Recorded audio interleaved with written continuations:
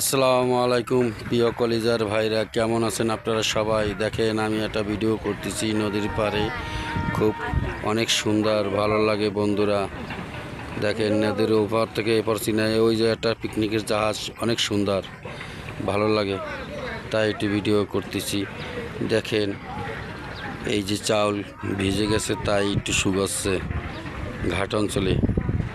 দেখেন, অনেক সুন্দর লাগছে, তাই একটু ভিডিও করতেছি। যদি ভালো লাগে পাশে থাকবেন।